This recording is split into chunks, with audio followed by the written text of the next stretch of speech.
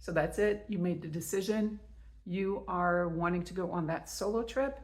You're tired of waiting for other people to go with you, tired of waiting for life to change so that you feel it's finally time to go. Good for you.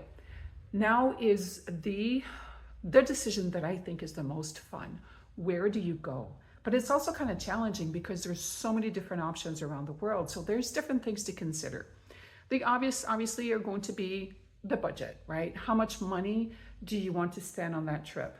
The biggest chunk, at least for me, because I usually travel by plane, the biggest chunk of my budget is going to be for the flights, because I live in Canada and going just about anywhere under $1,000 is almost impossible. Also, because I like to travel, fly into a destination and out of another one, because I like to stay for more than just a few days. It kind of means as well that you're going to be, using a train or renting a car or whatnot between the arrival and departure points. So that is a big chunk of the budget. As for myself, one of the ways that I like to save money is going to be on lodging. Because obviously, if you're going to be paying about $200 and $300 a night for a hotel, that's a lot of money. So budget, how much are you willing to spend? And also, what kind of trip do you want? Do you want something that's a bit more luxurious, or something that is a bit more like what I do, where you might stay in guest houses or stay in hostels and that kind of thing? So the budget, of course, is going to be very important. And tied into that is going to be the location. I do believe that in any location, you can spend more money than average or below average. For example, if you're to travel to a country like Bulgaria, where it's cheaper, you can still spend a bit more money staying in a 5-star hotel, right, than you would in a regular hotel. So there's always a way, of course, to spend more than normal, but there's also a way to make it cheaper. Even if you travel in countries that have the reputation of being quite expensive, Switzerland is the one that comes to mind right now. So there's always workarounds to save some money. But the destination is going to have a big impact. Speaking of transportation, that is obviously something to consider, because for me, this past spring, I traveled to Spain and Portugal. I prefer not to rent a car because it's just me, and I like public transportation, especially traveling by train. So Spain and Portugal are two countries where it's easy to find transportation, right, between point A and point B. But if you're going to be traveling in Australia, like I did last year, makes it much harder, because obviously there's going to be trains and buses, but the cities are so far apart that the best way is very often going to be to take a plane. And of course, that is going to increase the price as well. So those are things to consider. How am I going to be getting around? How much money do I want to be spending? And do I want to spend a lot of money on lodging or more transportation, or kind of keep those expenses minimal just so that I can spend a bit more money on food and experiences and that kind of thing? Obviously, I also need to think about how long can I leave for. That's going to be very important. The way to count the number of days is if you are going to be taking a flight that is going from, for example, North America to Europe. Like for me, it's usually going to be an overnight flight, landing in the morning. The first day you don't count, right? Because I'm leaving at night, not arriving until the next morning. So that day does not count. The first day in that destination as well, considering jet lag, sometimes you don't do a whole lot. So if I'm going to be flying overseas and I only have like 5 days, it might not be totally worth it. So how much time do I actually have? Of course, we also need to consider what kind of a trip. Do I want something that is more adventurous? Like outdoorsy, going climbing and hiking, kayaking, that kind of thing. Because if I want to do that, that's going to lead me towards certain destinations. And I'm not going to go necessarily over examples because those are rather easy to find. But if I want to be exploring cities and museums and that type of vacation, then I will be picking a different option. So what is it that I want? Do I want to relax by the beach, or do I want more excitement? Do I want a combination of different things? So those are things that we obviously need to be considering.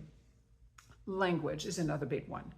I know that with all the applications right now, it becomes rather easy to translate things, But still, if I'm not used to traveling by myself, do I want to travel to a country where people don't speak my language at all? For me, I'm lucky I speak French and English, so that opens up, a good bit of the world. But when I went to Indonesia, a lot of people did not speak a word of English. I was comfortable with that with the apps that I had on my phone, but still, if I only speak English, am I comfortable going to a country where it might be actually hard for me to understand or be understood?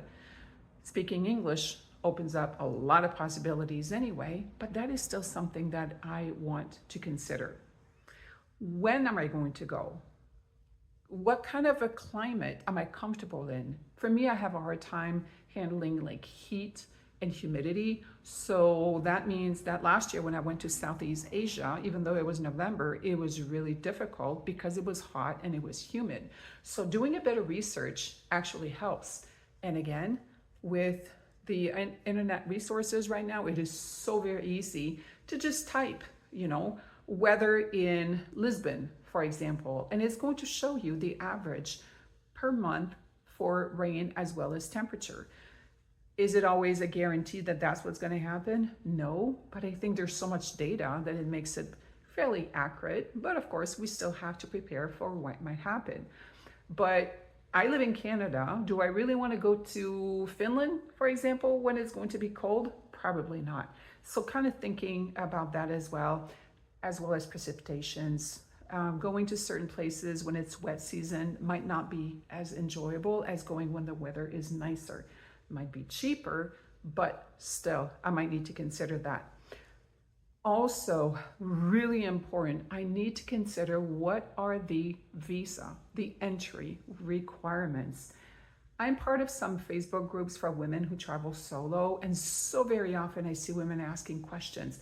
What are the entry requirements for Thailand, for Singapore, for England?